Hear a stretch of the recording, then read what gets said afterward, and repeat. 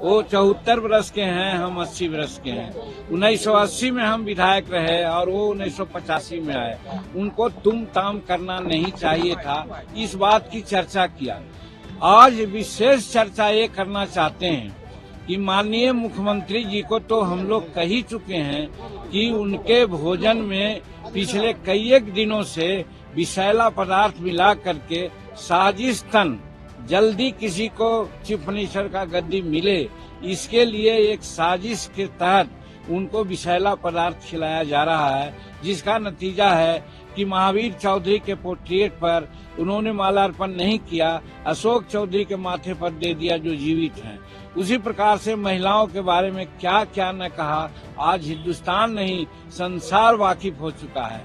और फिर कल जो हमारे साथ तुम ताम की बात की, भाषा की, हम कहा था कि संस्कार उनका लगता है कि गिर गया है जो ऐसा बोलते हैं। आज एक नई बात कहना चाहते हैं आपसे। आज आपसे बात करना चाहते हैं कि विधानसभा का कस्टोडियन माननीय अध्यक्ष हुआ करते हैं। माननीय अध्यक्ष ने नियमन दिया था कि जिसको हम पुकारें वही बोलेगा, और उसके बाद जब आरक्षण की बात खत्म हो गई थी, दूसरा बिल आया नामांकन का, तो नामांकन में हमको उन्होंने पुकारा, हम उठ करके अपनी बात कहना शुरू किया। इसी समय नीतीश कुमार आगे आ गए, टपक गए। माननीय अध्यक्ष जी को चाहिए था नीतीश कुमार जी को रोकना। नीतीश कुमार मुख्यमंत्री के साथ साथ सदन के नेता हैं। जब नियमन जो अध्यक्ष का होता है वो नहीं पालन करेंगे तो अन्य सदस्यों से क्या अपेक्षा वो रखते हैं। ये बात की दुख है कि माननीय अध्यक्ष महोदय आज लगता है कि सत्ता पक्ष के पक्ष में अपना सारा निर्णय दे रहे हैं और हरकत कर रहे हैं, जो इस जनतंत्र के लिए, संविधान के लिए घातक है। और इसीलिए आज विशेष मैं कहना चाहता हूं कि मुख्यमंत्री तो दोषी है ही हैं, मुख्यमंत्री से कम दोषी हमारे अध्यक्ष महोदय नहीं हैं, जो शेड्यूल कास्ट की बात को सुनना नहीं चाहे, सुनाना नहीं चाहे।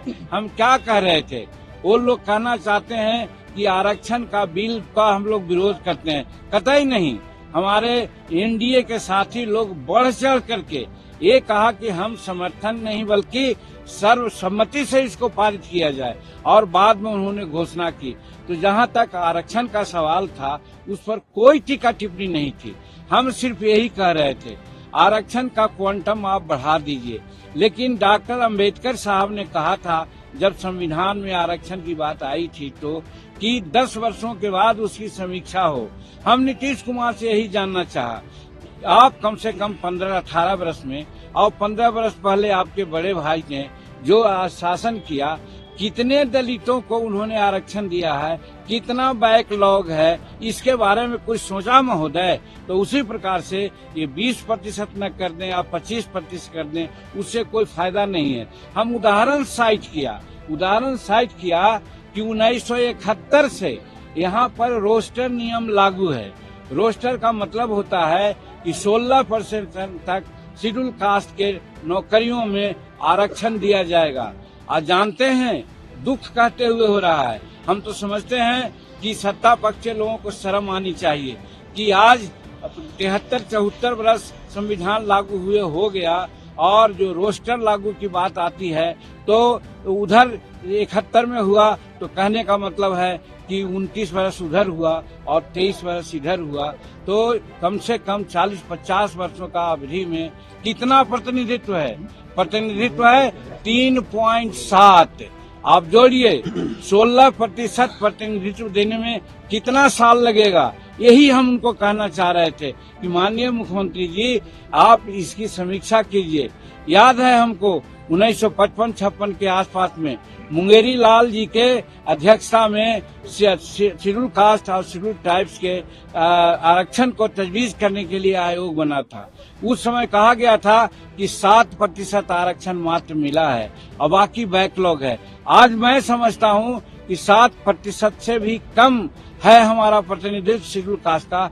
आप समीक्षा कीजिए और समीक्षा करके बैकलॉग पूरा कीजिए, तब बढ़ाने की बात आप करते हैं, स्वागत योग है। इसलिए आप बढ़ाए हैं तो ठीक है, लेकिन आप समीक्षा कीजिए। इसी पर मुख्यमंत्री बहुत अनाप शनाप बोले जो आपके सामने कल हमने कहा है।